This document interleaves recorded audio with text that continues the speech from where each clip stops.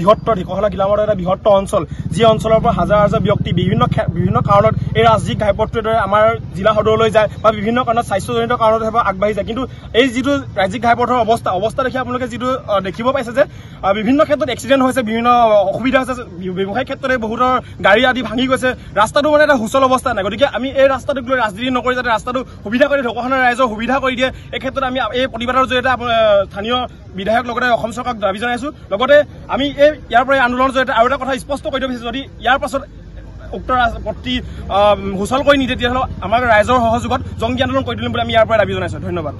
22 নং ৰাজ্যিক ঘাইপথ, এই 22 নং ৰাজ্যিক ঘাইপথটো গোগামুখৰ পৰা ঘিলামৰা অংশলৈকে জৰাজীৰ্ণ অৱস্থা হৈছে। আজি প্ৰায় 4-5 মাহ ধৰি এই ৰাস্তাটো এটা জৰাজীৰ্ণ অৱস্থাত আছে, কিন্তু আজি পৰ্যন্ত কাণসাৰ নাই লোক নিৰ্মাণ বিভাগ তথা অসম চৰকাৰ, ঢকুৱাখানাৰ বিধায়ক তথা লখিমপুৰ সাংসদ প্ৰধান বৰুৱাৰ, তেওঁলোকৰ কোনো কাণসাৰ নাই। এইটো বাটেৰে তেওঁলোকে সদায় অহা যোৱা কৰি আছে, কিন্তু তেওঁলোকে যে ৰাজপথটো পুনৰ নিৰ্মাণ কৰিব লাগে তাৰ ক্ষেত্ৰত কিন্তু কাণ্ড জ্ঞান তেওঁলোকে আগবঢ়োৱা নাই, কাণসাৰ আগবঢ়োৱা নাই। তো এই ক্ষেত্ৰত আমি ছাত্ৰ সন্থাই তীব্ৰ ক্ষোভ প্ৰকাশ কৰিছো, তেওঁলোকক খুব তীব্ৰ ভাষাৰে গৰিহণা দিছো যে লখিমপুৰ জিলাখনৰ এটা সদাব্যস্ত ৰাজ্যিক ঘাইপথ 22 নং ৰাজ্যিক ঘাইপথ, এই ঘাইপথটো অতি সোনকালে নিৰ্মাণ কৰিবৰ কাৰণে আমি তেওঁলোকক দাবী জনাইছো।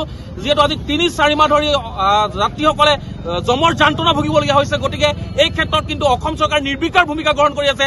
ঢকুৱাখানাৰ যিজন বিধায়ক নৱ কুমাৰ দলে চকুমুদা কুলি হৈ তেওঁ আছে, লখিমপুৰ জিলাৰ যিজন সাংসদ, লখিমপুৰৰ সাংসদ প্ৰধান বৰুৱা, তেওঁ সদায় চকুমুদা কুলি হৈ তেওঁ থাকে। তেওঁ সংসদৰ মজিয়াতে হওক বা সমষ্টি উন্নয়নৰ ক্ষেত্ৰতে হওক তেওঁ সদায় চকুমুদা কুলি তেওঁ ভাও ধৰে। গতিকে তেওঁক আমি সকীয়াই দিছো অতি সোনকালে যাতে এই 22 নং যি সদাব্যস্ত ৰাজ্যিক ঘাইপথ, এই ৰাজ্যিক ঘাইপথ যাতে অতি সোনকালে মেৰামতি কৰি আমাৰ যাত্ৰীসকলৰ কাৰণে সুবিধা কৰি দিয়ে, তাৰ কাৰণে আমি অসম চৰকাৰ আৰু বিভাগীয় লোক নিৰ্মাণ বিভাগক আমি ছাত্ৰ সন্থাৰ তৰফৰ পৰা দাবী জনাইছো।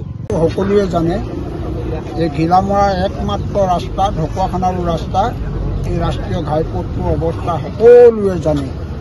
গতিকে এই দাবীৰ সম্পৰ্কত আমি বাৰে বাৰে চৰকাৰক অৱগত কৰি আহিছোঁ।